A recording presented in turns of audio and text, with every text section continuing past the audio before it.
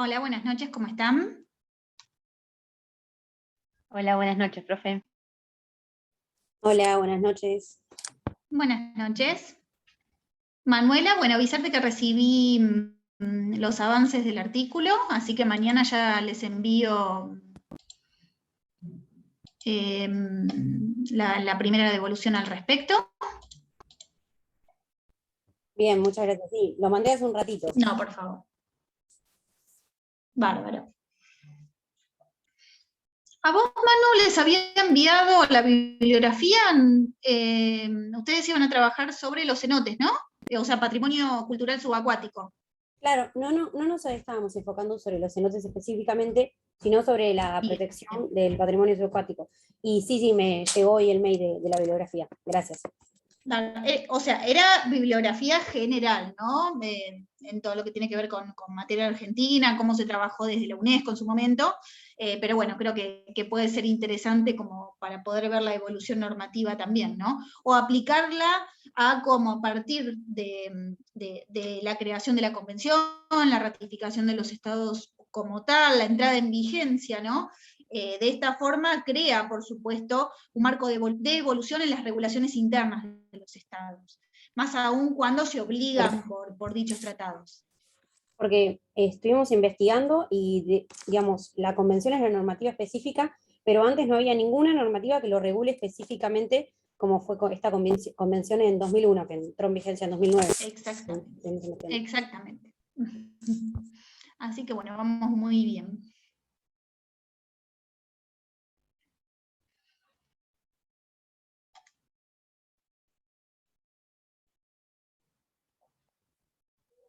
Bueno, vamos a esperar unos minutitos más y comenzamos.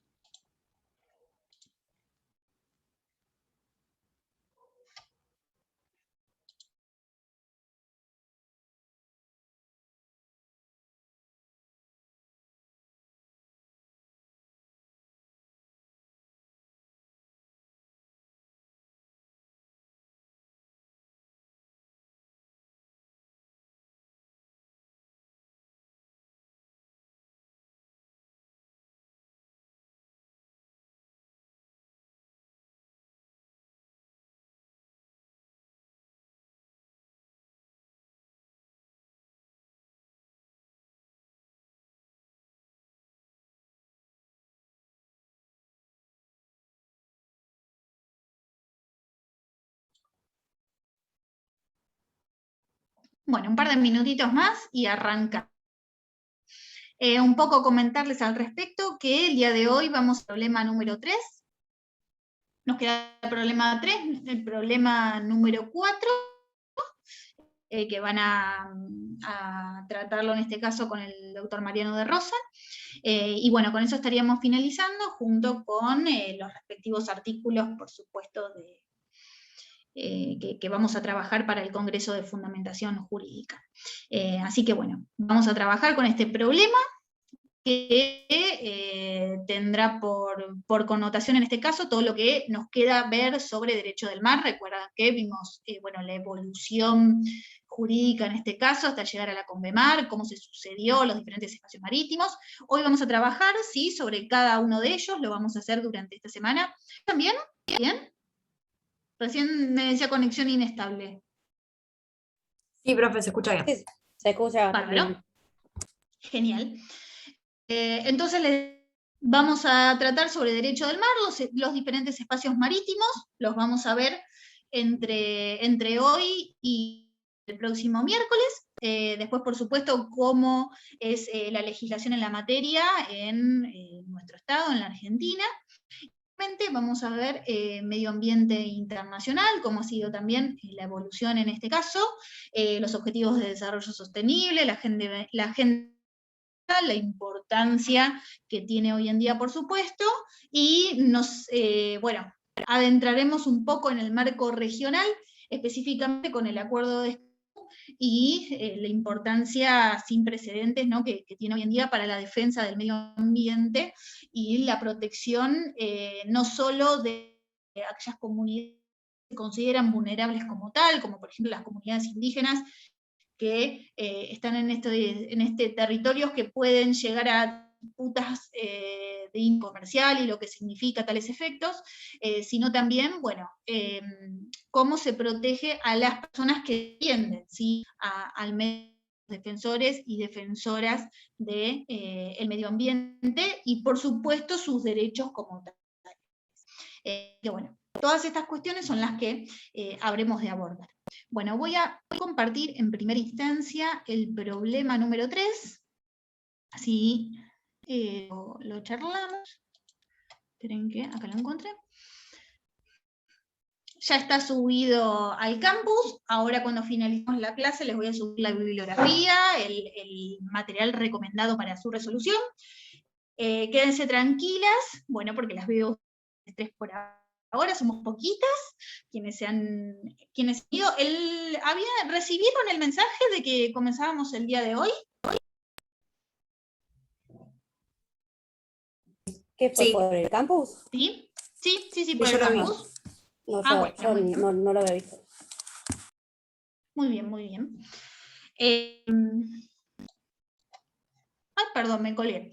Vamos a ver entonces el problema para comenzar a resolverlo como tal. Esto les quería decir, que está previsto entre 25 y 26 de octubre la entrega del artículo, teniendo en cuenta que el 29 va a ser el Congreso de Fundamentación Jurídica, el viernes, así que para la resolución de este problema, la fecha ya la vamos a poner alrededor del 7, 8 de noviembre, ¿sí? Así tienen unas semanas para poder resolverlo tranquilo, si no se les junta junto con el artículo. Al respecto, antes de comenzar, ¿alguna duda con los artículos? ¿Todo bien? Bueno, con Manuela ya lo había hablado, Nicole, Camila. ¿Manuela y Camila están juntas? ¿Puede ser? ¿En el trabajo no? No, yo estoy con Manuela. Manuela y Nicole. Sí. Perfecto. Perfecto. Bueno, vamos a comenzar entonces. Derecho ambiental internacional y derecho del mar, los temas de problema. Dice así. El conflicto marítimo existente entre los estados de Cimmeria y Telmar proviene de tiempos lejanos. ¿Mensajito? Muy bien. Le contestamos a Macarena.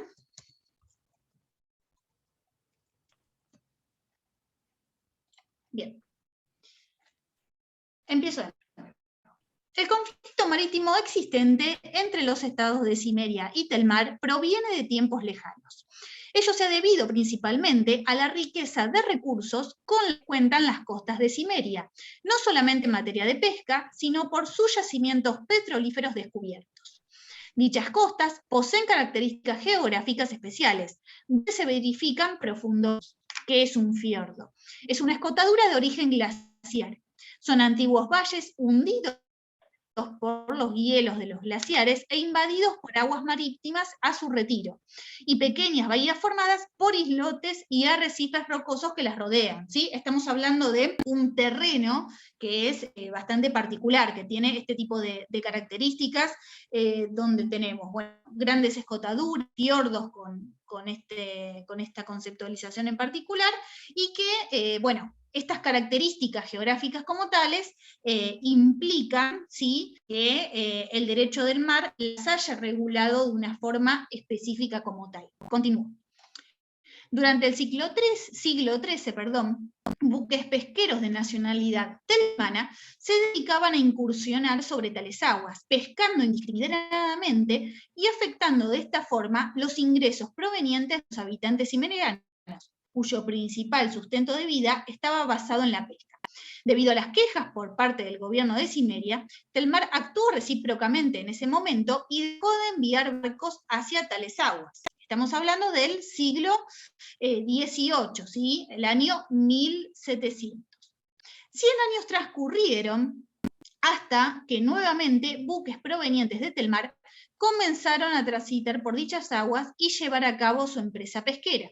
Se produjeron incidentes cada vez más numerosos, lo cual derivó en que el 18 de febrero de 1939, el gobierno de Cimmeria delimitara por decreto la zona de pesca sobre sus costas. Producto de tal circunstancia, los gobiernos de ambos estados comenzaron arduas negociaciones que nunca llegaron a buen puerto. Varios buques telmanes fueron apresados y condenados durante 1949. Cimmeria había decidido delimitar su zona de pesca, para lo cual cerró sus aguas trazando una línea imaginaria exterior a su muralla de islas rocosas, a partir de la cual se mediría el mar territorial de 4 millas náuticas, por lo que aquellas aguas que antes eran consideradas internacionales, ricas en pesca y abiertas a otros estados, pasaron a ser aguas interiores sometidas a su jurisdicción. Esta decisión gubernamental interna fue cuestionada por Telmar, que discutió el modo en que Cimmeria había procedido. A fin de no llevar el conflicto a una mayor escala, ambos gobiernos firmaron el Acuerdo de París. En el mismo se disponía que las islas situadas dentro de las 56 millas marinas desde la costa pertenecerían al Estado de Cimmeria, mientras que el archipiélago de Moldava quedaría bajo soberanía de Telmar, territorio ubicado más allá de las 56 millas marinas. Las relaciones se mantuvieron en tales formas hasta el año 1990, cuando Cimmeria declaró nulo el acuerdo y exigió un límite marítimo de 200 millas y la consecuente soberanía sobre la isla de Moldava, el archipiélago, de Moldava, alegando que al momento de la firma del acuerdo no se había reconocido el límite exterior de 200 millas y que la negociación de dicho tratado no había sido llevada a cabo por autoridades cimerias legítimamente reconocidas.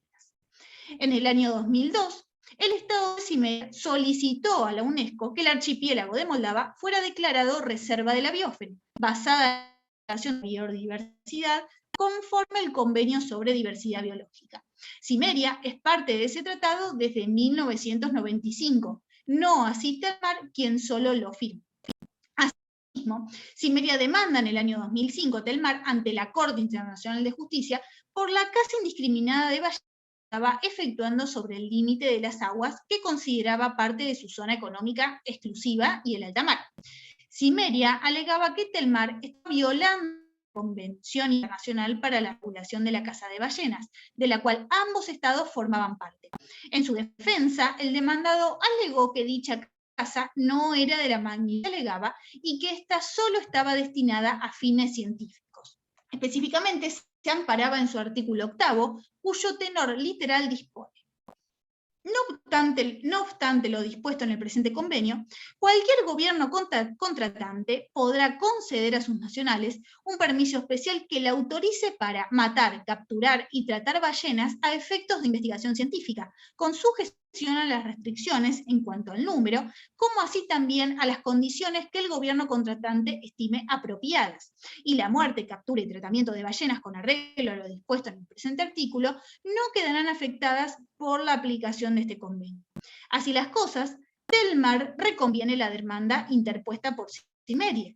La contrademanda tenía por fin delimitar las fronteras marítimas y el reconocimiento de su soberanía sobre el archipiélago en conflicto.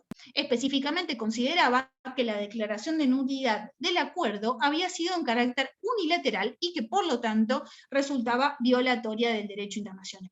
En 2007 ambos estados suspenden sus relaciones diplomáticas. Al año siguiente se hace público que Cimmeria ha llamado a licitación internacional para la exploración y explotación de hidrocarburos en sus aguas territoriales, incluyendo parte del territorio marítimo en disputa. Consignas.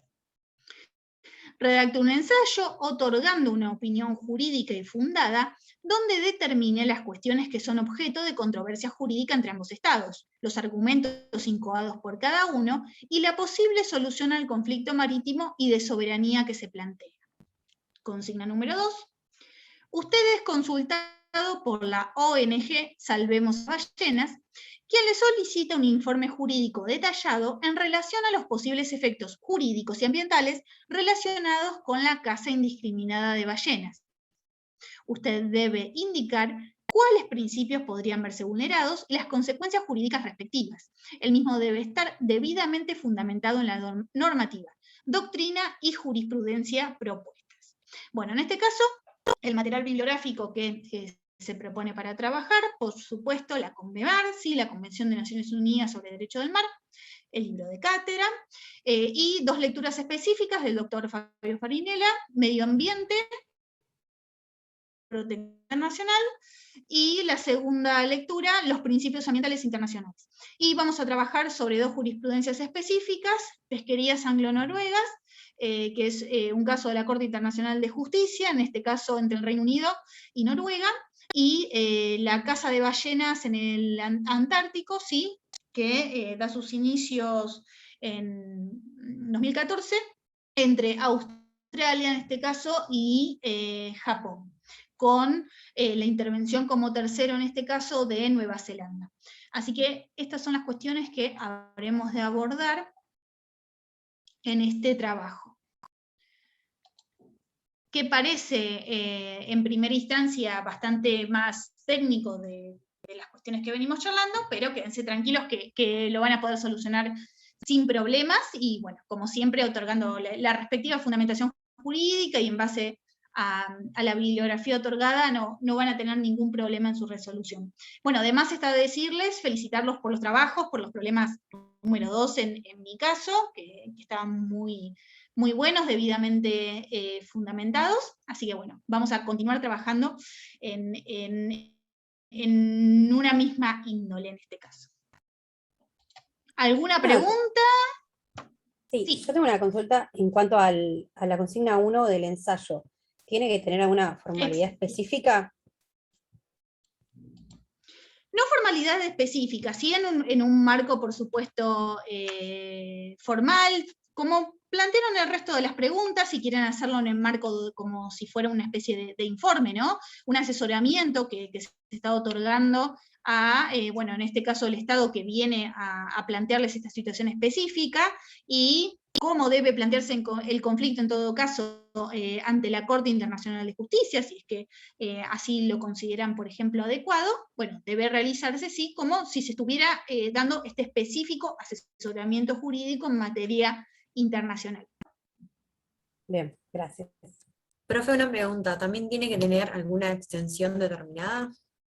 No hay problema, Bueno. no una extensión específica. Como trabajaron entre 3 o 4 páginas fue el problema número 2, así que calculo van a estar en un mismo marco.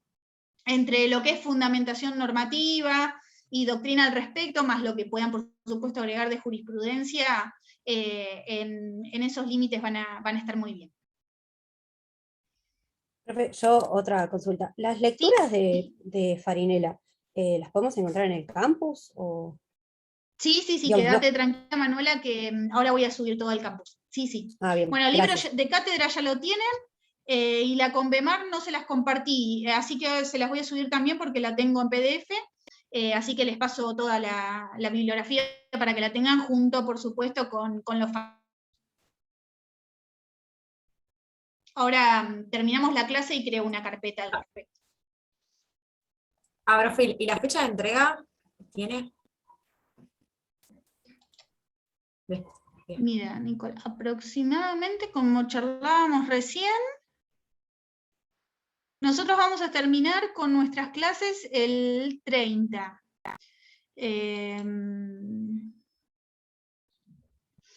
No les quiero dar todavía una data, pero para darles un tiempo de resolución, pero vamos a preverlo alrededor del 8 de noviembre. Después voy a hablar con el doctor y lo ponemos para esa fecha. Que bueno, porque no quiero que se le junte tanto con el artículo y que terminamos. Así que para entre el 8 y el 9 de noviembre vamos a estar bien.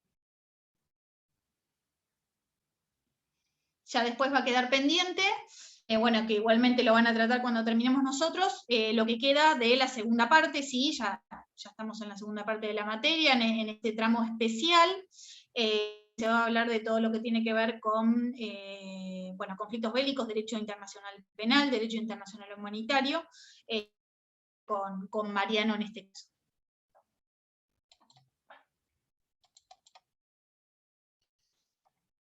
Bueno, vamos a comer entonces. con la parte teórica del día de hoy. Por supuesto, cualquier tipo de pregunta me consultan y lo vamos charlando.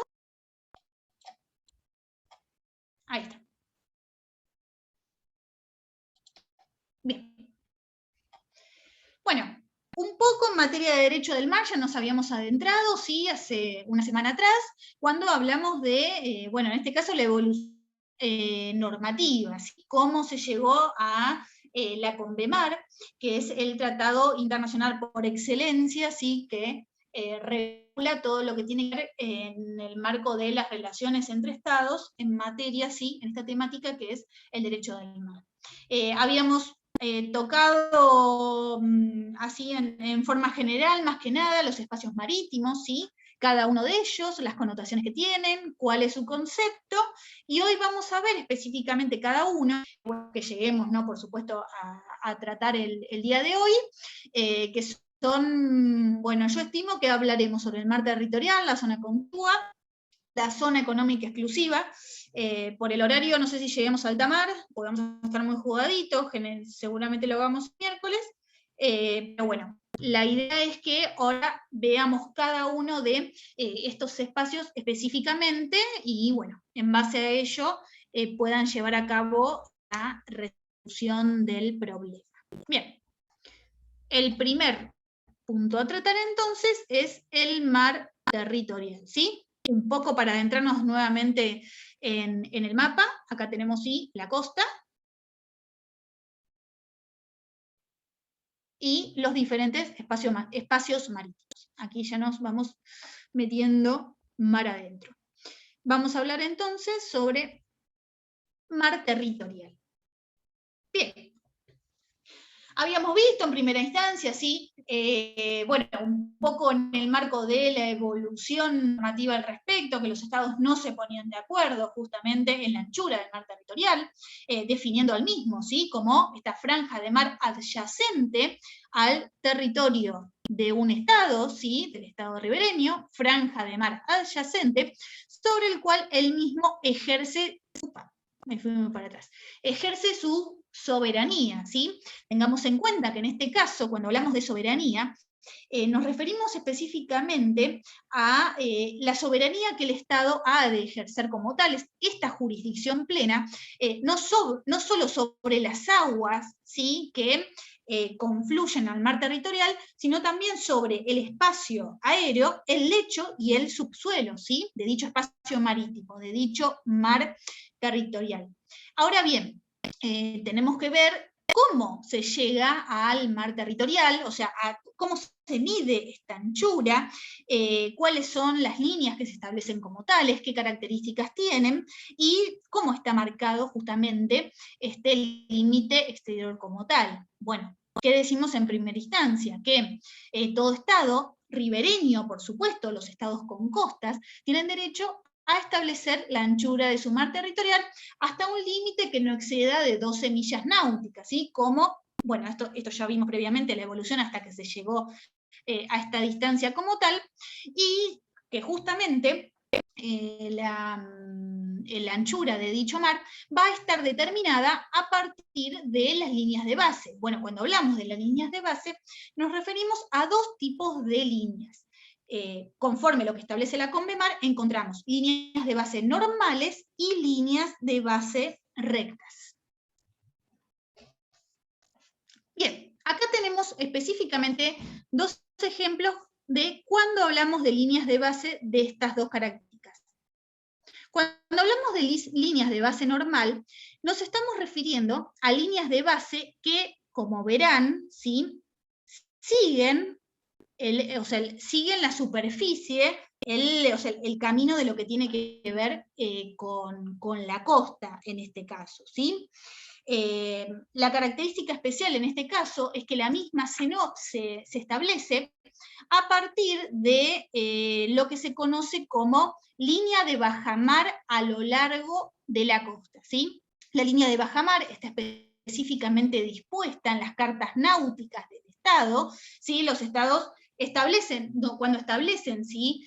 Sus límites marítimos, sus límites, sus espacios marítimos específicos, bueno, indican también cuáles son las líneas de base en consecuencia, ¿sí? Las líneas sobre las cuales habrá de medirse la anchura de todos los espacios marítimos como tales. Bueno, en este caso, justamente se establecen en dichas cartas, que son oficiales por supuesto, estas líneas de bajamar que continúan a lo largo de la costa y que implican un marco específico sobre los cuales habrá de establecerse posteriormente esta anchura del mar territorial. Ahora bien, ¿qué sucede? Por estas características del terreno, sí que charlábamos un poco en lo que tiene que ver con la resolución del problema 3, ¿sí? Hay casos donde hay costas que resultan, ¿sí?, ser bastante accidentadas. Si nosotros pensamos, por supuesto, en la República Argentina, no tengo ahora un mapa, tendría que haberlo agregado, pero lo podemos ver para la próxima clase. Bueno, está formado por bahías o determinados golfos, por ejemplo, el Golfo San Jorge, donde tenemos, ¿sí?, estas entradas, estas aguas interiores, donde justamente, ¿qué pasa? Se hace mucho más difícil delimitar una línea de base, ¿sí? Porque acá estamos territorio adentro, ¿sí? Son aguas interiores como tales. Entonces, el trazado de estas líneas normales se hace mucho más complicado.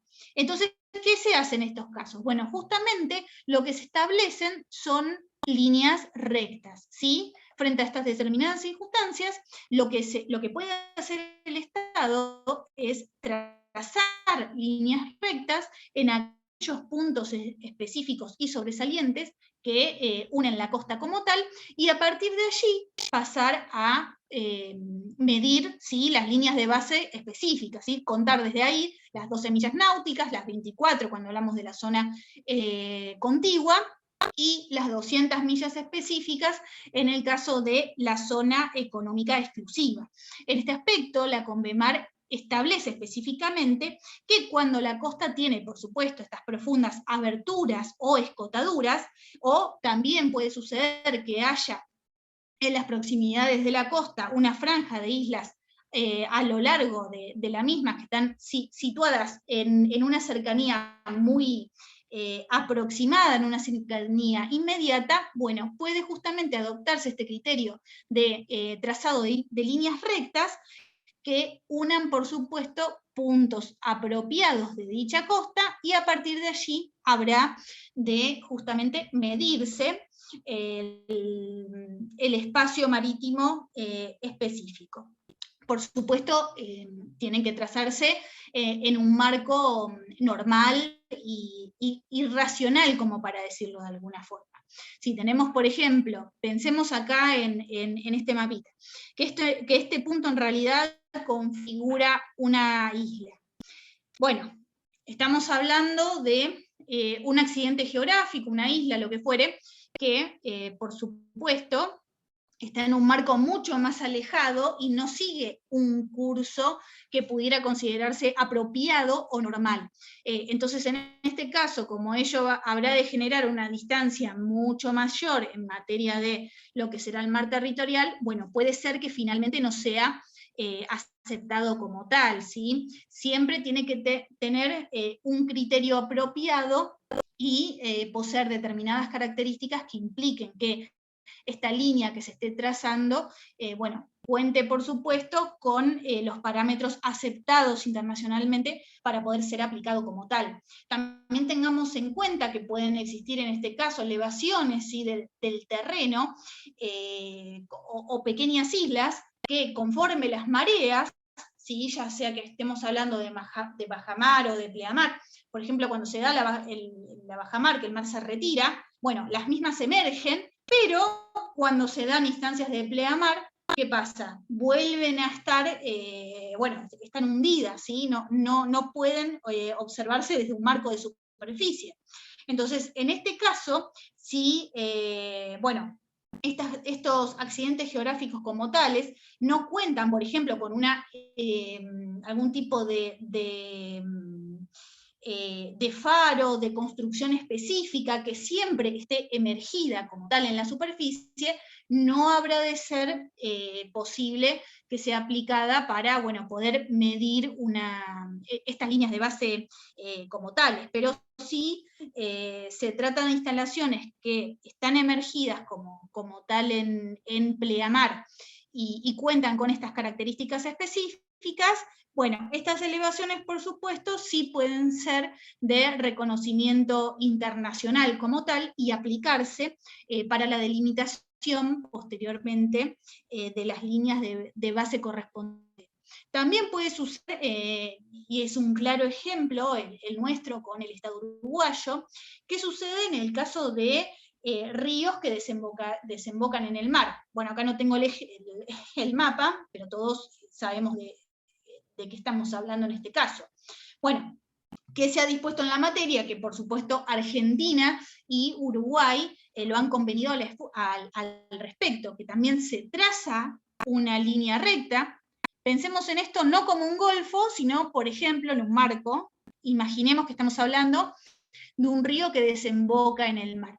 Bueno, en el caso de Argentina y Uruguay, ¿qué se han dispuesto? Que los puntos y esta línea recta que habrá de establecerse, sobre las cuales posteriormente habrán de medirse los diferentes espacios marítimos, tienen su punto de conclusión, estos puntos apropiados, están dados por un lado, en el caso de Uruguay, por Punta del Este, y en el caso de Argentina, por Punta Rasa, ¿sí? Estos dos puntos específicos, estas ciudades específicas, ¿qué hacen? Lo que se hace es establecer una línea imaginaria en carácter recto, desde donde habrá justamente de medirse la anchura del mar territorial y del resto de los espacios marítimos en consecuencia. Bien. ¿Cómo venimos hasta acá? Porque es un poquito complejo, ¿entienden? ¿Alguna pregunta? ¿Todo bien? Sí, todo bien, profe. ¿No? Bárbaro.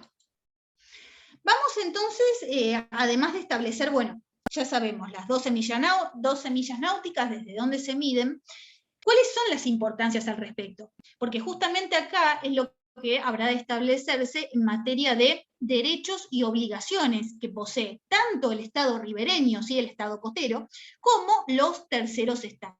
Y acá vamos a ver características específicas que se establecen como tales, porque tengamos en cuenta, y esta es la importancia del mar territorial, que justamente el Estado ejerce, ¿sí?, su soberanía, en este caso, sobre el mar territorial. ¿Veo una pregunta? Buenas noches, Martín, no hay ningún problema. Bien, hablábamos de, bueno, ¿y qué implica justamente esta soberanía que se ejerce sobre dicho mar territorial? Bueno, una plena jurisdicción, ¿no? Frente a determinadas cuestiones que por supuesto también están determinadas por la Convemar, donde pueden existir estos límites a la soberanía en determinadas circunstancias, como lo veremos ahora, pero que tienen que ver específicamente tanto con lo que se conoce como el derecho de paso inocente, como así también en materia de buques de guerra, ¿sí? Ya acá hablamos de buques de connotación pública, con las circunstancias que ello implica, ¿sí? No hablamos de buques de carácter comercial, sino por supuesto que implican la defensa de un Estado como tal, con todas las circunstancias que influyen en consecuencia. Así que bien, en estos dos casos habremos de analizarlos respectivamente, qué características tiene que tener este paso inocente para ser considerado como tal, y bueno, justamente los derechos y obligaciones del Estado ribereño en consecuencia. Sí tengamos en cuenta que al ejercer en este caso el Estado su soberanía sobre el mar territorial, ello implica, por supuesto, que está habilitado para ejercer su jurisdicción y adoptar todo tipo de leyes y reglamentos sobre cualquier materia, por ejemplo, en el caso de pesca, ¿sí?, donde hay determinadas obligaciones, determinadas condiciones a las cuales los estados, tanto terceros estados como buques nacionales del Estado ribereño, que deben adecuarse y adoptar justamente para no estar incumpliendo cualquier tipo de sanción a nivel interno, si hablamos de un nacional del Estado ribereño, o en materia internacional, con las consecuencias que ello genera, si hablamos de un buque de una tercera bandera, ¿sí? Un buque extranjero en este caso. Bien, vamos al derecho de paso inocente. ¿A qué hace referencia la Convención? Todas estas cuestiones que estamos hablando específicamente están dispuestas ¿sí? en la CONMEMAR, en la Convención de Derecho del Mar de Naciones Unidas. Bueno, justamente cuando hablamos de este derecho de paso inocente, lo que estamos refiriendo es que los buques de cualquier bandera, ¿sí? De cualquier estado, vamos al mapa nuevamente, si me deja.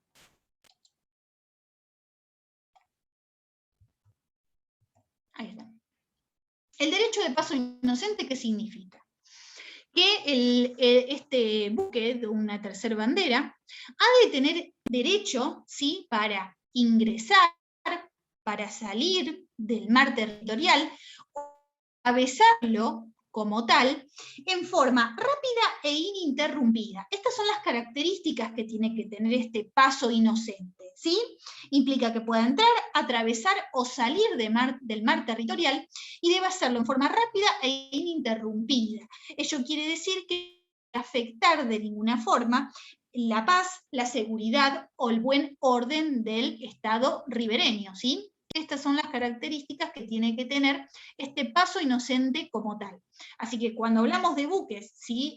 de terceras banderas, que se trasladen por el mar territorial, habrá de tener estas características específicas para considerarse como derecho de paso inocente.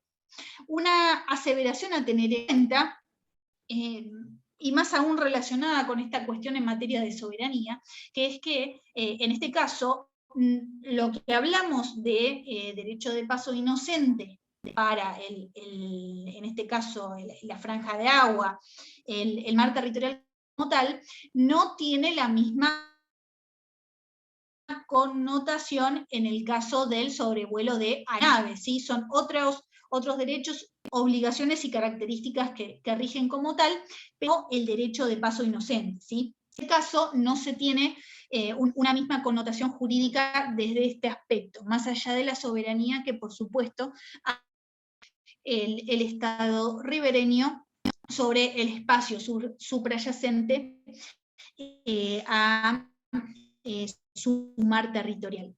Ahora bien, antes de ver cuándo estamos justamente en presencia de un paso que no resulta inocente como tal, tengamos en cuenta que pueden darse circunstancias, por supuesto, de que haya lo que se conoce como una detención, o sea, que se detenga un buque en mar territorial, o se produzca un fondeo, es decir, que se bajen anclas y el barco quede anclado en mar territorial de un estado.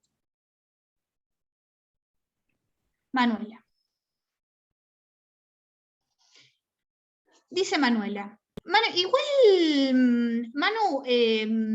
sí, bueno, ahora lo leo, pero ustedes chicos interrúmpanme la idea, esto no significa que yo tengo que estar hablando en un monólogo y que no podamos debatirlo abiertamente y en forma oral, esa es la idea, ¿eh?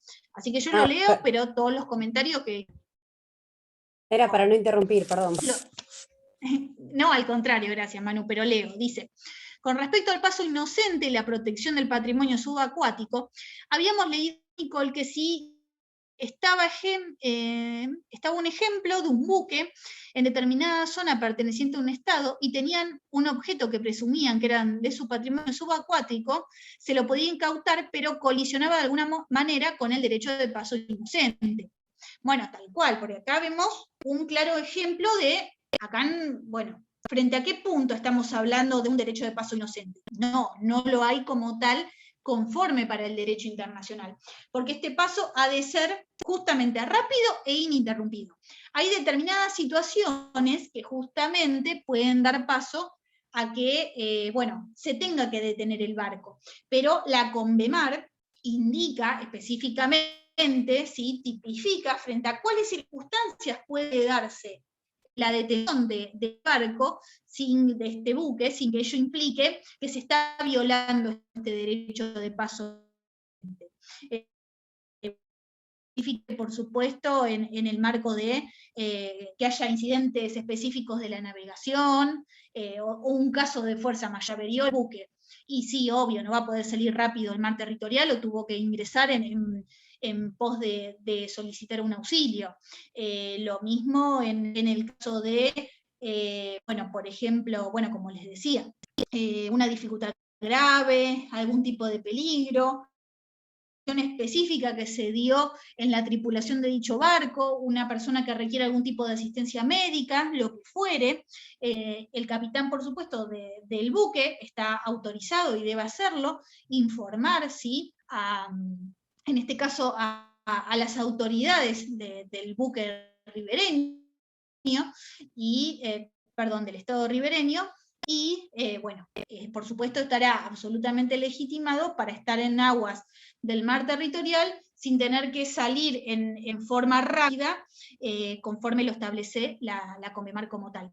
Pero bueno, lo que comentaba en este caso resulta ser interesante. Bueno, acá tendríamos que hablar, por supuesto, en este caso, de, bueno, una connotación muy específica y que puede llegar a la Corte Internacional de Justicia, por ejemplo, ¿no? Si tenemos una disputa entre ambos estados, el Estado ribereño y el tercer estado que ingresa a mar territorial a, bueno, pretender una determinada cuestión que puede, estoy hablándolo en forma muy general porque no conozco el caso o el hecho en concreto, como por ejemplo, si Manuela puede, o Manuela en este caso, que están trabajando juntas, poder explicarlo, pero estas circunstancias, por supuesto, cuando se dan entre dos estados, pueden ser que lo solucionen pacíficamente sin requerir de un tribunal internacional en consecuencia, ¿no? Pero bueno, caso contrario, por supuesto, existen estos mecanismos legales para poder arribar a una solución. Pero hay que ver hasta qué punto estaría justificado como tal, teniendo en cuenta estas características o estos causales, mejor dicho, excepcionales que pueden aplicarse para que justamente este paso inocente deje de ser considerado como tal. Cuando hablamos entonces, o estamos en presencia de un paso que no resulta inocente como tal. Bueno, ni hablar cuando hablamos de cuestiones de amenaza o uso de la fuerza, ¿sí? Ya sea contra la soberanía, la integridad territorial del Estado ribereño. Bueno, por supuesto, este paso no ha de ser inocente bajo ninguna causal. El ejercicio, la práctica de armas con cualquier tipo, o sea, armas de cualquier tipo de clase que se estén generando, bueno, también no hablamos en este caso de un paso que resulte inocente. Actividades de pesca, ¿sí? Que se realizan en violación, por supuesto, a la normativa dispuesta por el Estado ribereño en consecuencia, el respectivo de pesca, todo lo que ello implica. Bueno, estamos hablando de un paso que deja de ser inocente bajo todo aspecto. Lo mismo en materia de contaminación, cuando la misma es de carácter intencional. El lanzamiento, la recepción, la embarcación de aeronaves, lo mismo de dispositivos militares, ¿sí? Que se hacen justamente sin haber notificado previamente al Estado ribereño, sin que haya un acuerdo de su parte para poder llevar a cabo este tipo de actividades. Bueno, estamos en una situación que, por supuesto, ha de generar como tal, y como venimos charlando siempre, responsabilidad internacional en consecuencia, y el Estado habrá de tener que responder si así se lo considerare. Estos puntos específicos, ¿sí? Donde hablamos de situaciones que no implican la existencia de un paso de carácter inocente, están específicamente dispuestos en el artículo 19 de la Convemar como, y bueno, da todas estas características que, bueno, tienen esta connotación y la importancia en consecuencia a la hora la responsabilidad internacional o no que pueda existir, ya sea del Estado o la responsabilidad de particulares, ¿sí? Tengamos en cuenta también siempre lo que hablamos a la actividad llevada a cabo por personas privadas y las características que tienen que darse, como lo vimos en el problema, para que, bueno, estemos o no en presencia de un accionar que genere responsabilidad internacional a un Estado como tal. Por supuesto, más allá de estos derechos, ¿no?, que tiene como tal el Estado ribereño, ¿sí?, y lo que implica el caso inocente, también obligaciones, como las charlábamos. Y bueno, en este caso, todo esto también dispuesto por la Comemar, se establece que el Estado ribereño es un aspecto, ya sea dificultar u obstaculizar, ¿no?, el espacio, este paso inocente que han de realizar los buques de terceras banderas. A su vez, por supuesto, debe abstenerse de discriminar, ya sea de hecho o de derecho, contra cualquier buque de una tercera bandera que esté realizando este paso inocente por su mar territorial, ya sea que se basen en el transporte de mercaderías, en un marco, por supuesto, lícito, por supuesto, en consecuencia. Tampoco deben imponer ningún tipo de gravamen, si no se puede establecer un gravamen en materia de paso inocente, si no se le puede cobrar desde ningún aspecto a un buque, una tercera bandera, cabo con estas características como tal, ni, bueno, llevar a cabo ni obtener ningún tipo por un servicio que nazca de este derecho en particular como tal. Tengamos en cuenta a su vez que estas características, este derecho de paso inocente, no solo es para los buques, sino también para los submarinos y todas aquellas embarcaciones que se trasladen bajo el agua. En este caso, ojo, tienen que cumplir con determinadas características, o sea, un submarino puede transitar, ¿sí?, puede llevar a cabo este derecho de paso inocente para salir, ingresar o transitar por el mar territorial del Estado ribereño en cuestión, pero para eso tiene que hacerlo emergido, ¿sí?, y con la bandera del Estado donde se haya registrado. O sea, la tiene que ir mostrando, tiene que ir, en un mar, obviamente va a ir emergido en un grado específico, ¿no?, que le permita, por supuesto, continuar transitando, y deberá, a su vez, mostrar si la bandera del Estado, de la cual resulta nacional, donde se encuentra registrado como tal. Y ahora bien, vemos cuáles, en este caso, configuran, o cuál es la jurisdicción que se ejerce si los buques durante su paso por el mar territorial. Tengamos en cuenta al respecto, muy importante, lo que tiene que ver con la jurisdicción en materia de buques, ¿sí?, la jurisdicción que ejerce sobre dicho buque. Y bueno, el principio general, por supuesto, en este caso, es que el Estado ha de resultar ser nacional de la bandera que enarbole su pabellón, y habrá de ejercerse la jurisdicción, ¿sí?, de la bandera que flamee como tal en el pabellón del buque. ¿Esto qué significa? Que los buques poseen por ejemplo, un buque argentino, ¿sí?, que enarbola la bandera argentina, bueno, implica que la jurisdicción de ejercerse sobre dicho buque es la Argentina. ¿Por qué? Existen, por supuesto, determinados registros donde, como existe el registro automotor, bueno, lo mismo sucede en materia de buques, ¿sí? Los buques se registran como tal en un registro nacional, y ello, luego de haber cumplido con, bueno, todos los requisitos pertinentes exigidos por la legislación nacional, habrán de tener la nacionalidad del registro del Estado en cuestión, ¿sí? Esta es la característica principal como tal. Bueno, frente a esta circunstancia, ¿qué es lo que sucede cuando hablamos de la jurisdicción que se ejerce, pero dentro de este espacio marítimo específico, ¿sí?, el mar territorial, donde habíamos dicho previamente que el Estado, en este caso ribereño, ejerce un amplio, ¿sí?, jurisdicción que tiene soberanía sobre dicho espacio territorial. Bueno, el principio general, en consecuencia, que bueno, los buques están sometidos a la jurisdicción de su bandera, como decíamos recién, excepto en determinados supuestos.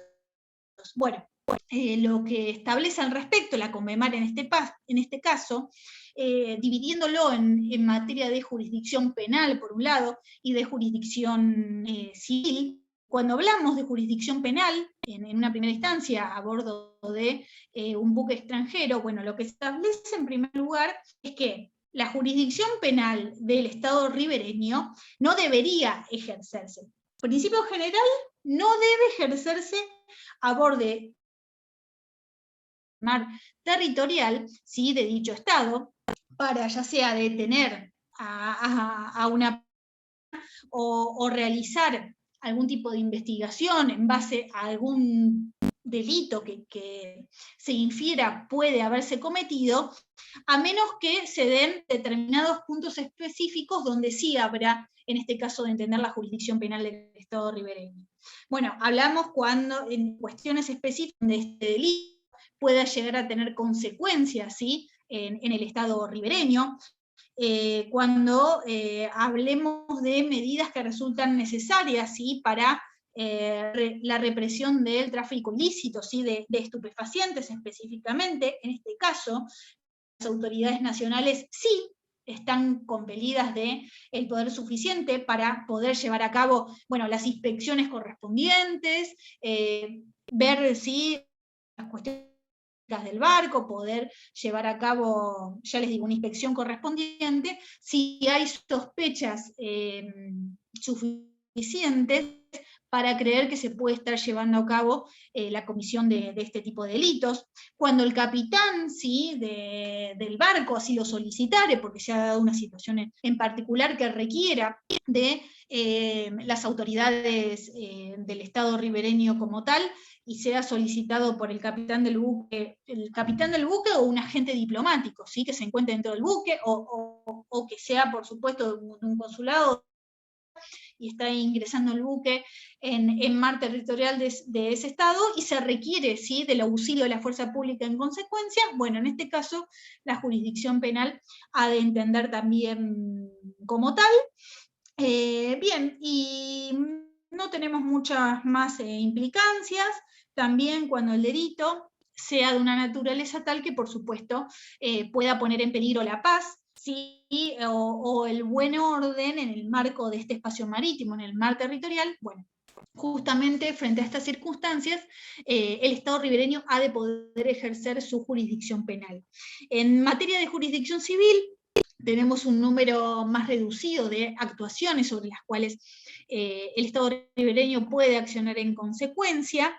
Específicamente, o como regla general, y acá tenemos un punto bastante importante, y que tiene que ver en que justamente el Estado ribereño no puede tomar, en este caso contra dichos buques, medidas de ejecución, ni tampoco medidas de carácter cautelar, ¿sí?, en materia civil, salvo que se trate de consecuencias en base a obligaciones a las que hubieran incurrido estos buques, siempre hablando en materia comercial, por supuesto. Acá tenemos que hablar siempre de esta diferencia existente entre lo que tiene que ver con buques oficiales, de la inmunidad, por supuesto, que poseen como tales, ¿sí?, que es una cuestión que venimos hablando en materia de inmunidad de Estado, a las diferencias en el caso de que hablemos de buques de índole privado, ¿sí?, buques de carácter comercial. Bueno, por supuesto, tienen que darse determinadas características en materia de responsabilidad, obligaciones contraídas por dichos buques que no finalmente se hubieran cumplido como tales, se hubiera dispuesto una medida cautelar, por ejemplo, en consecuencia, y la misma haya de ser aplicada, ¿sí?, que por supuesto tenga efectos en el marco del Estado ribereño. Esa es la clave, y a partir de ahí se aplique una determinada sanción o medida provisoria como tal. Y por supuesto tener en cuenta, como lo veníamos charlando, que los buques de guerra, aquellos buques ¿sí? que carezcan de fines comerciales y que sean del Estado como tal, poseen inmunidad tanto de jurisdicción como inmunidad de ejecución en cualquier lugar en el que se encuentren, aún en materia de lo que tiene que ver con el derecho de paso inocente, ¿sí? Pensemos lo que fue un poco y que charlábamos la clase pasada en materia del caso de la fragata Libertad. Acá, bueno, hay otro tipo de cuestiones que estuvieron en juego y la renuncia a la inmunidad como tal, que también la habíamos charlado en su momento. La principal alegación que existía ¿sí? por parte de la República Argentina era esta inmunidad de la cual están conocidos tanto los buques de guerra como aquellos buques de dominio público que no son de carácter comercial, y cómo, en este caso como tal, la inmunidad impera y no pueden ser sujetos de ningún tipo de medida de ejecución dispuesta por una resolución judicial, siempre que se den, bueno, por supuesto, determinadas características, que es una temática que ya hemos hablado en extenso. Bueno, ¿cómo venimos hasta acá? Antes de pasar a la zona contigua, una cuestión específica que puede ser importante para la resolución de nuestro problema. Porque acá estamos hablando, por ejemplo, pensemos en la Argentina, océano Atlántico, mar en extenso, hasta que llegamos al continente africano, sin tener, bueno, una contraparte o una costa enfrentada con una cercanía próxima. Sí sucede con otros estados, ¿sí? Pensemos en el mar Mediterráneo, en Europa, donde sí, y estados que tienen costas enfrentadas. Entonces, ¿qué sucede cuando en este caso bueno, no se llega a una distancia, a un mar territorial de 12 millas náuticas, porque nos encontramos directamente, tal vez, con la costa de en ¿sí? Del estado vecino, pero enfrente, ¿sí? ¿No? En un marco adyacente. Bueno, en este caso, lo que puede utilizarse al respecto es lo que se conoce como la regla de la equidistancia, ¿sí? Cuando hablamos de estados que ya sea que son adyacentes, ¿sí? Uno al lado del otro, o se hallan situados frente a frente. Bueno, ¿qué tiene de importante este punto para el problema? Es que al aplicarse esta regla de la equidistancia como tal, ¿qué habrá de tenerse en cuenta? Cuestiones que pueden llegar a ser a la existencia de derechos históricos o circunstancias especiales, como podría ser la invocación de derechos exclusivos, ¿sí? sobre pesquerías en una zona de dicho mar territorial, o la existencia de determinadas islas, ¿sí? que se encuentren bajo la soberanía de un Estado, que esté enclavado, dicha isla, en el mar territorial de otro Estado. Frente a que pueden darse, ¿sí? Los estados pueden acordar, como veíamos en el problema, determinados derechos que después se alegan como derechos históricos, distintos espacios marítimos, en realidad sobre islas, sobre determinadas cuestiones de estos territorios, y bueno, en consecuencia los derechos que los estados poseen, ¿no? Dentro de este tipo de acuerdos y circunstancias especiales que pueden darse como tales. Bueno, en este aspecto, si existen estos derechos específicos, estas circunstancias en particulares, bueno, esta regla general de la equidistancia, si los estados se ponen de acuerdo, pueden ser dejadas de lado como tal, o pueden llegar a un marco de debate ante un tribunal internacional, ¿sí? Así que tengamos en cuenta esta circunstancia particular que está prevista en el artículo 15 de la CONVEMAR, para que lo puedan ver específicamente, pero bueno, ¿de qué forma puede darse y cuándo justamente la regla de equidistancia puede llegar a no aplicarse como tal si existen circunstancias específicas que pueden ser evaluadas y han de tenerse en cuenta a la hora de determinar entonces la anchura del mar territorial de un estado que se encuentre con costas enfrentadas de otro estado. Bien, ¿cómo estamos de tiempo? Bueno, vamos un ratito más. ¿Cómo venimos hasta acá? ¿Alguna pregunta? ¿Están muy mareados? ¿Esto es bastante técnico? ¿Todo bien? Veo las caras. Bueno, ahí Macarena la veo más o menos convencida. Manu está ahí, pero venimos bien, venimos bien. Cualquier consulta, obvio, que enseguida me interrumpe. Vamos a la zona contigua. Vuelvo rápidamente. Ahora vamos a ir un poquito más rápido. Zona contigua, ¿sí? La habíamos visto también la clase pasada. La zona contigua no puede tener una anchura mayor a las 24 millas marinas, las 24 millas náuticas, contadas, por supuesto, desde las líneas de base. Y acá vamos a ver que en definitiva, sí, ha de tener en realidad una anchura de, conforme los derechos y los deberes que pueden ejercerse sobre dicha zona, ¿no? De 12 millas náuticas más, ¿sí? Si bien tiene 24, en este marco ya tenemos que, bueno, en el mar territorial el Estado ribereño ejerce su soberanía sobre el mismo. Entonces, los derechos sobre los que tiene el Estado ribereño sobre la zona contigua, bueno, en el mar territorial ya se encuentran garantidos, ¿sí?, de antemano. ¿Por qué? Específicamente, ¿qué establece la CONVEMAR? Que el Estado ribereño ha de ejercer, en este caso, medidas, ¿sí?, que son más que nada de carácter, o sea, que tienen una finalidad de fiscalización, más que nada. Y, bueno, tiene esta distancia como veníamos hablando, no puede extenderse más allá de las 24 millas náuticas como tal, y por supuesto tiene por fin en este caso que el Estado ribereño haya de fiscalizar a los buques que ingresan en la zona contigua, tanto en materia de fines de prevención como de sanción. Acá, ¿por qué? Específicamente, tal como lo dice la CONVEMAR, que en este área los estados ribereños tienen la potestad para prevenir y sancionar, ¿sí?, aquellas infracciones a sus leyes y reglamentos, pero en determinadas temáticas específicas, ¿sí?, en materia fiscal, en materia inmigratoria o de índole sanitario, ¿sí?, que se cometan ya sea en el territorio o que puedan producirse en el marco mar territorial.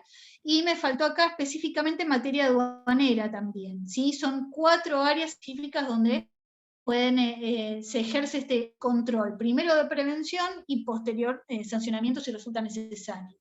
En materia aduanera, sanitaria y de índole migratoria. Bueno, en este aspecto cuenta con derechos el Estado ribereño para ejercer estas acciones y, por supuesto, sancionar en consecuencia si buques de terceras banderas hubieran llevado a cabo algún tipo de a estos espacios específicamente determinados como tal. Pero en el marco tengamos en cuenta que en el marco de la zona contigua, el Estado carece de otro tipo de competencias como para poder ejercer estos derechos que son mucho más amplios, como lo veíamos, en el marco del mar territorial. Solamente es un poder, un derecho de control de fiscalización y en estas materias específicas sobre las cuales el Estado puede actuar como tal. Y como decíamos hoy, se puede extender hasta las 24 millas náuticas contadas siempre desde las líneas de base, ¿sí? Que, a ver, ¿cómo habremos de medir las líneas de base? Líneas de base normal o líneas de base conforme, bueno, la forma geográfica del terreno y las características que exigen como tal. Y vamos entonces por último a lo que implica la zona económica exclusiva, ¿sí? Que resulta muy, muy importante para los estados. Bueno, en este marco, la Argentina también ha resultado muy, muy beneficiada al respecto en materia de riqueza de recursos, tanto vivos como recursos no vivos. Bueno, un poco lo que vamos a charlar la clase que viene también en lo que es nuestra plataforma continental. Pero bueno, la riqueza de nuestros recursos desde todas eso nuestro deber de defenderla siempre en consecuencia, ¿sí? En este caso, ¿cómo es que se llegó a la zona económica exclusiva? Bueno, un poquito lo habíamos hablado como tal en la clase anterior, pero justamente la delimitación de esta zona se da por dos motivos específicos. Por un lado, en materia científica, y por otro lado, en materia económica, ¿sí? Así se dio la evolución y cómo los estados, bueno, comenzaron respectivamente. Pensemos en lo que fue, si bien la programa Truman estuvo específicamente dispuesto en su momento en materia de plataforma continental, también en este caso el presidente Truman en su momento también lo hizo en materia de zona económica exclusiva, y cómo el resto de los estados en consecuencia también comenzaron a delimitar espacio marítimo como tal, que no puede superar las 200 millas náuticas contadas desde la línea de base. Y un poco hablando de estos parámetros por los cuales se delimitó la zona económica exclusiva como tal, bueno, primero tener en científicos, como hablábamos, que estuvo basado en una cuestión de preservación de recursos, ¿sí? Ya tenemos que pensar en cómo ha habido evolución en materia tecnológica y el recurso de la pesca, de la exploración y explotación de recursos, lo que significa como tal, si bien hablaremos al respecto en materia de plataforma continental, aquí lo importante es establecer, bueno, cuestiones en materia de preservación, ¿sí? De dichos recursos como tal, y evitar una pesca indiscriminada que haga que, bueno, finalmente un curso específico termine pereciendo, ¿no? Porque, bueno, todos sabemos que las especies marinas tienen un determinado ciclo, un determinado proceso de reproducción y un determinado momento al cual se llega a producir, bueno, o sea, tiene que tener determinadas características para que posteriormente se produzca la pesca de curso y que ello no implique esta explotación indiscriminada termine, ¿no? Con el recurso como tal.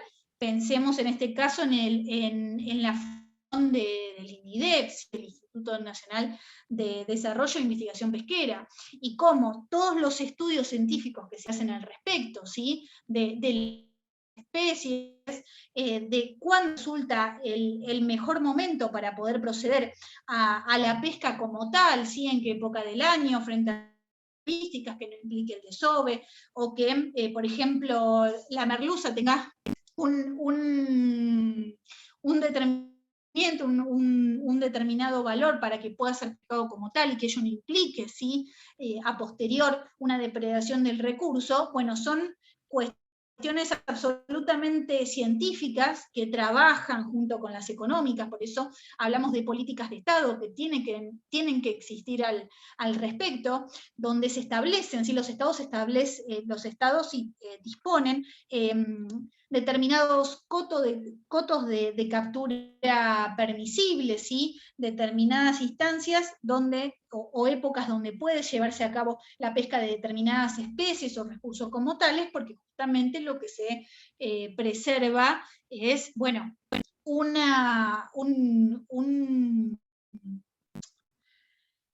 que el recurso resulte sostenible como tal, bueno, en un largo plazo, ¿no? Hablamos de sostenibilidad, por supuesto, en este marco de solidaridad intergeneracional, que son valores que hoy en día tienen mucho más connotación que lo eran antes. Bueno, más allá de todas estas cuestiones de índole específico, científico, ¿sí? Que hacen a la preservación de los recursos y que el Estado debe, ¿sí? preservar como tales, porque no estamos hablando de recursos que sean inagotables, todo lo contrario. Bueno, también hablamos de una cuestión de índole económico que hace a los intereses de los estados como tales, y bueno, los permisos de pesca que, por ejemplo, pueden otorgar en consecuencia, en este caso, los estados y los estados ribereños en sus zonas económicas exclusivas, con determinadas características que también están dispuestas por la Convemar. Por ejemplo, se dispone, es así, los estados establecen un máximo de captura permisible o de pesca permisible de una determinada especie. Entonces, el Estado, por supuesto, tiene la exclusividad para llevar a cabo, ¿sí?, esta exploración y explotación de los recursos como tales. Exploración, explotación, conservación y administración de dichos recursos, tanto vivos como no vivos.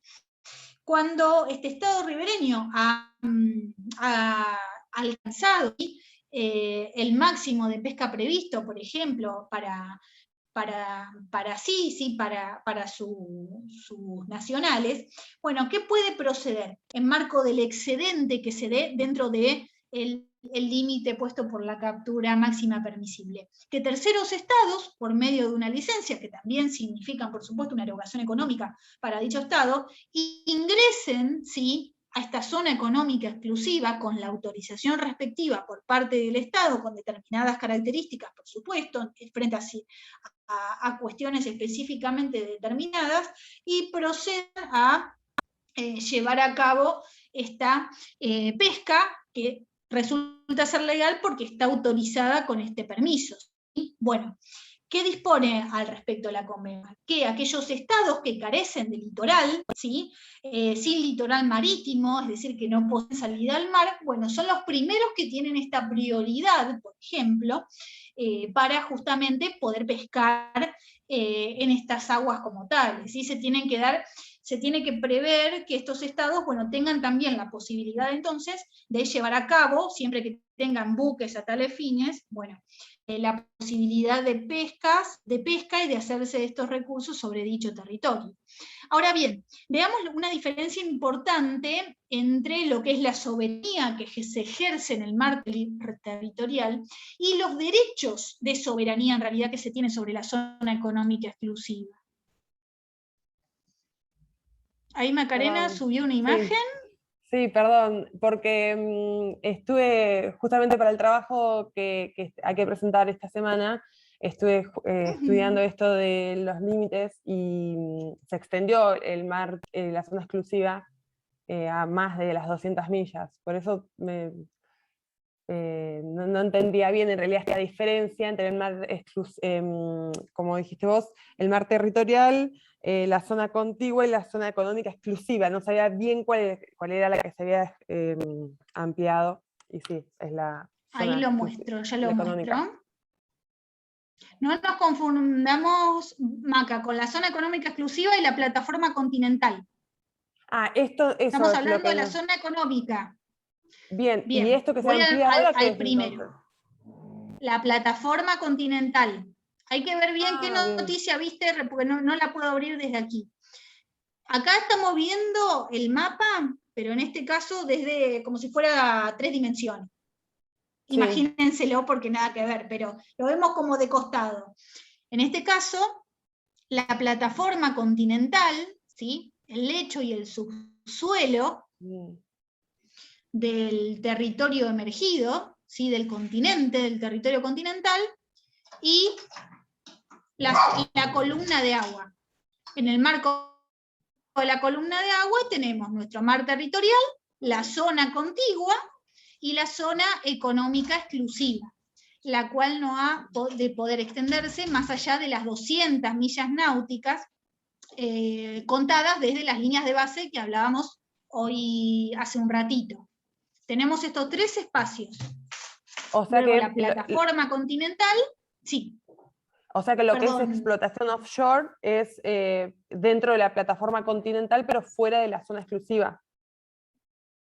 No, en el mar, lo que estás tratando vos, que es en el área de Mar del Plata, ¿no? Lo que se está dando aquí cerca de las costas. Bueno, en este caso, fíjate que estamos en el marco no solo de la zona económica exclusiva, hay que ver a qué distancia, porque sinceramente no lo sé en este caso, si es que estamos hablando de mar territorial o de zona contigua como tal. Lo voy a buscar bien el caso específico en el marco del tema que estás tratando para que lo veamos el miércoles. Pero fíjate que estamos dentro del marco de una jurisdicción que puede ser amplia, si es dentro del mar territorial, o de índole de fiscalización, si es la zona contigua como tal, pero que incluye, fíjate, a la zona económica exclusiva. Por lo tanto, los estados en este área tienen amplios derechos para la exploración, explotación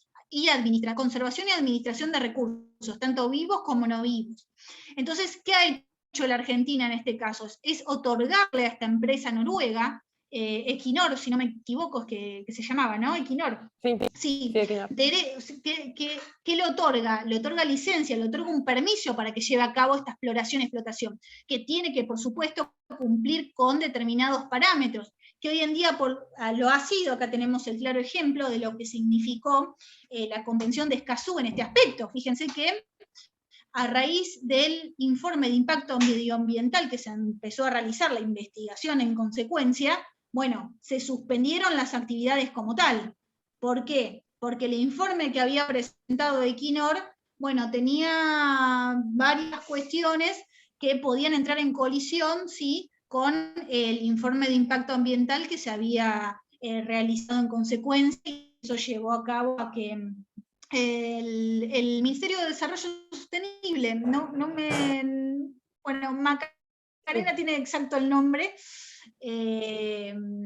justamente, bueno, suspendiera la continuación de la exploración y el trabajo que esta empresa estaba realizando como tal. Pero fíjate acá cómo justamente las disposiciones, la legislación del Estado ribereño en consecuencia hace que pueda llegar a afectar, ¿sí?, bueno, los intereses de este privado ni hablemos, ¿no? Porque acá hay cuestiones que hacen a la preservación del medio ambiente y que no se están cumpliendo. Por lo tanto, el Estado argentino, ¿qué establece? O cumplís con los parámetros establecidos en consecuencia, o no podés continuar con la explotación correspondiente.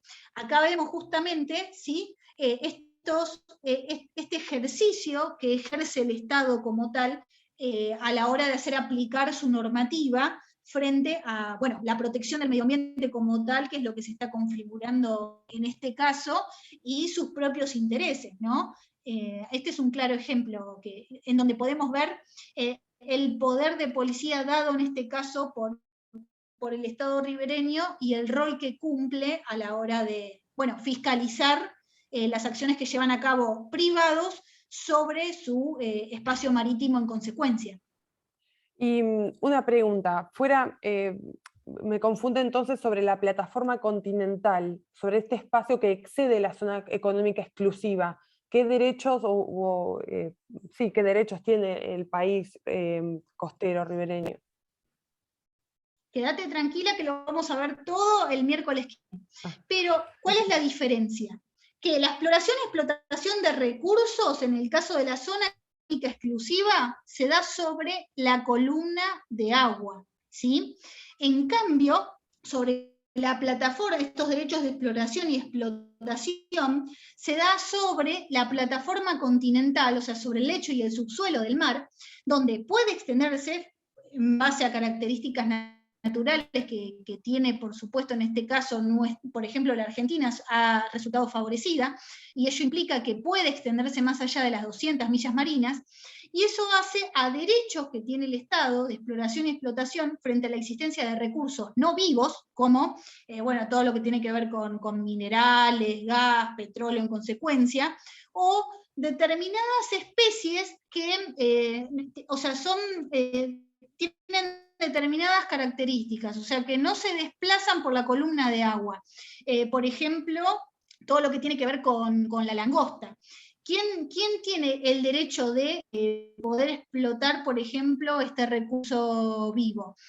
Bueno, la Argentina, por ejemplo, si habla, sinceramente acá no estoy completamente segura de que tengamos langostas en nuestra forma continental, pero hablamos de una especie que no nada, del verbo nadar. La langosta no nada, sino que se traslada por sobre el lecho y el subsuelo, lo que corresponde a la plataforma continental. Entonces, en este caso, una vez delimitado la plataforma continental como tal, que puede superar las 200 millas marinas, conforme las características del lecho y el subsuelo como tal, pudiendo extenderse en este caso hasta las 350 millas náuticas, antes de iniciarse, por supuesto, el siguiente espacio marítimo que conocemos como los fondos marinos, donde ahí ya hablamos de un patrimonio común de la humanidad como tal, conforme lo que hablamos en la clase anterior. Bueno, existen estas características particulares frente a determinados recursos específicos donde el Estado posee estos derechos de exploración y explotación. Pero una cosa es la plataforma continental y otra la zona económica exclusiva, donde hablamos de la columna de agua específica, ¿sí? De las especies que nadan por sobre, dicho área, sí, desde la línea de base hasta las 200 millas marinas. En el medio, por supuesto, tenemos el mar territorial, donde ya se ejercen derechos de soberanía como tal. Entonces, bueno, por eso no es que de hecho la zona económica exclusiva comienza en el límite exterior del mar territorial, pero bueno, acá ya está de por sí asentado los derechos de ejercicio de soberanía que se poseen sobre el mar territorial, y que por supuesto no confluyen en el caso de la zona económica exclusiva. En el mar territorial el Estado ejerce soberanía. En cambio, en la zona económica exclusiva, el Estado posee derechos de soberanía, que es diferente. Soberanía versus derechos de soberanía. Estos derechos de soberanía solamente en la zona económica exclusiva responden a la exploración, explotación, conservación y administración de recursos vivos y no vivos que se encuentren, ¿sí?, en las aguas supradyacentes al lecho y al subsuelo. De ahí la diferencia con la plataforma continental. Cuando hablamos de plataforma continental, es lecho y el subsuelo marino. En cambio, zona económica exclusiva, hacemos referencia a justamente las aguas supradyacentes, o sea, el agua que se encuentra sobre la plataforma continental, ¿sí?, sobre este lecho y subsuelo marino. ¿Quedó, Maca, un poco más claro? Sí.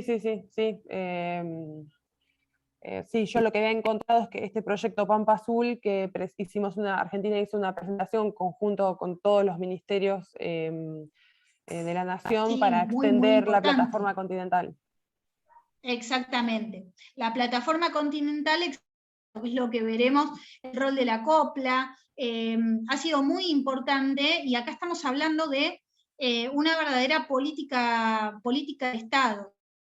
La cual lo importante de ello es que en el marco de políticas de Estado en general, la importancia en este aspecto es que se deben mantener a largo plazo, tienen que trascender más allá muchas veces del gobierno que se encuentre de turno. Y esta es la clave, creo yo, como para que podamos crecer, ¿no?, como Estado, como país al respecto. Esto es una cuestión personal que yo considero como tal, una opinión personal.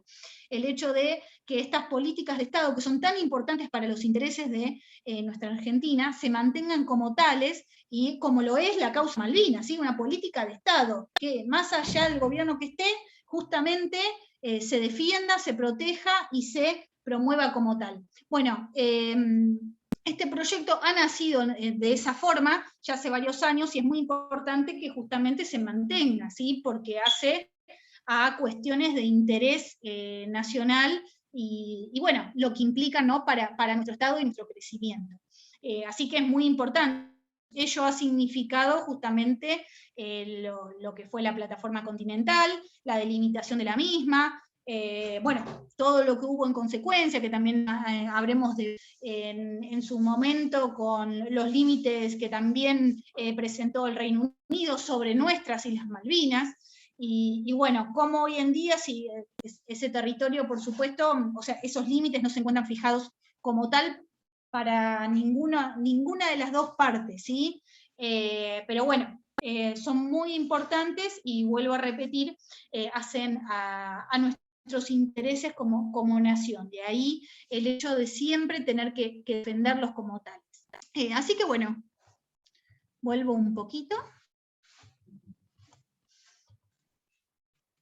Hablábamos entonces, bueno, ya para finalizar, estamos en pleno horario, hablábamos de entonces, un poco contestándole a Maca, de estos derechos de soberanía sobre la exploración, explotación, conservación y administración de los recursos como tales, estos derechos de soberanía que se ejercen en este aspecto, y a su vez la jurisdicción, ¿sí?, que el Estado ha de ejercer en la zona económica exclusiva, muy delimitada a cuestiones específicas, ¿sí? Ha de ejercer jurisdicción, en materia de investigación científico-marina, para la protección y la preservación, ¿sí?, del medio marino, como hablábamos como tal, y a su vez en materia de establecimiento y utilización de islas artificiales, este tipo de instalaciones, que también puede darse en el marco de estos espacios, y que, bueno, implican, por supuesto, siempre determinados derechos y obligaciones como tales, y que el Estado ribereño ha de regular en consecuencia. Bueno, un poco comentarles eso, cuáles son las libertades, ¿sí?, que continúan teniendo sobre tal espacio terceros estados, como veremos también la clase que viene, cuáles son las libertades del alta mar y sus consecuencias respectivas. Bueno, sobre la zona económica exclusiva, ¿sí?, los estados mantienen, ¿sí?, todo lo que tiene que ver con el derecho a navegar sobre estas aguas, y a su vez con lo que tiene que ver con la instalación y tendido de cables y tuberías submarinas. Bueno, siempre en un marco regulado, por supuesto, sí, pero los estados continúan teniendo, terceros estados, estas libertades para poder navegar, por supuesto sin llevar a cabo ningún tipo de actividad de pesca, de exploración, de explotación de cualquiera de estos recursos que configuran, sí, derechos exclusivos del Estado ribereño, pero estas libertades, ya les digo, siempre en el marco del respeto de la normativa internacional, en consecuencia, pueden ser llevados a cabo como tales y que impliquen una sanción o la posibilidad de algún tipo de responsabilidad que pueda aplicarse en consecuencia. Bueno, el tema de todo lo que tiene que ver con la captura permisible de los recursos vivos en dicha zona lo charlamos, eso se basa, por supuesto, en el marco de los datos científicos que son tomados por instituciones nacionales, como, bueno, el claro ejemplo que tenemos acá en nuestra ciudad con el INIDEP, y la preservación de dichos recursos en consecuencia, a fin de que, bueno, finalmente la especie no se encuentre amenazada y en riesgo de justamente ser depredada como tal. Así que bueno, esas son las características específicas de estos tres espacios. El miércoles habremos de ver el alta mar, que es el que nos queda en materia de columna de agua, y luego nos vamos a sumergir para hablar específicamente de la plataforma continental y de los fondos marinos. Bien, ¿alguna pregunta? Martín se está riendo. Martín, confesá. Me causó lo de nos vamos a sumergir. Así que bueno. Bueno, chicos, Martín, bueno, Macarena, que no estaban, muy bien, los problemas resueltos. Bueno, el problema 2 en mi caso, ¿no?, que fue que me tocó corregir, lo felicito. Así que Bueno, espero vaya todo bien, cualquier consulta, por supuesto, Gracias. ya lo saben, seguimos trabajando con los artículos. Después les digo bien la fecha de entrega de este problema, lo estábamos previendo para 8 o 9 de noviembre, así no se le junta, por supuesto, con el artículo del Congreso y tienen bastante tiempo para poder resolverlo. Estamos con tiempo hasta que Mariano empiece también con sus temas, así que bueno, va todo muy bien. ¿Alguna pregunta? ¿Alguna cuestión? Sí, lo del Congreso de Argumentación que estamos haciendo, Sí. que es para el 29 de octubre, ¿verdad? Exacto. Teníamos que presentarlo Sí. mínimo una semana antes, ¿eso cuándo sería? La idea es que si pueden presentarlo entre el 25 y 26, o sea, estamos hablando de lunes, martes de la semana que viene, perfecto. Lo importante era presentar las ponencias correspondientes, es así, que ya fueron todas enviadas, porque hacen al acta del Congreso, y tenemos en un tiempo posterior, o sea, nos dan un plazo mayor para el artículo completo a presentar. Así que son unos 8 o 10 días, 8 o 9 días, ¿no? Que tenemos todavía. Sí, estamos bien. Sí. Y de el problema número 3, yo no estaba con el video, pero sí escuché, son 3 páginas de límite más o menos. Sí, en un promedio de entre 3 a 4 páginas. Como han trabajado el problema 2, está perfecto. La idea es que justamente puedan comprender el tema y fundamentar en consecuencia. No pretendemos un trabajo súper extenso si en definitiva después no lograron llegar a una conclusión, ¿no? Que es la idea de todo esto, que puedan interpretarlo y desde ahí poder aplicarlo en la forma que consideren más pertinente. Igual ya está subido en el campus y ahora les subo la bibliografía restante, así la tienen también y cuando quieran pueden empezar a trabajar. Muy bien. Así que bueno, chicos, ¿alguna otra duda? ¿No?